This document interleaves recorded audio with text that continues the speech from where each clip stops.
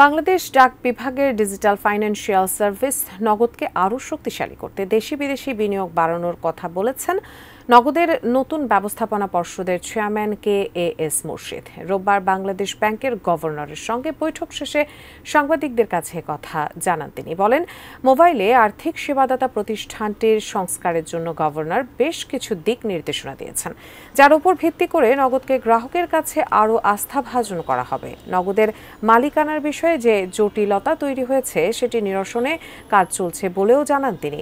নগদের 9.5 কোটি গ্রাহক রয়েছে, সেটিকে আরও বৃদ্ধির জন্য এই বিনিয়োগের আহ্বান তাদের। নগদের গ্রাহক ও কর্মকর্তাদের উন্নয়নে সবার সহযোগিতাও চেয়েছেন KAS মুর্শিদ। ল্যাক অফ কনফিডেন্স এর একটা জায়গা তৈরি হয়ে গেছে সর্বক্ষেত্রে।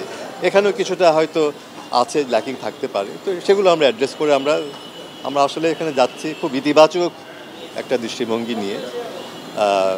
এখানে আমরা আশা করছি যে আমরা যদি সবার সহযোগিতা পাই তো আমরা একটা ভালো কাজ করতে পারবো।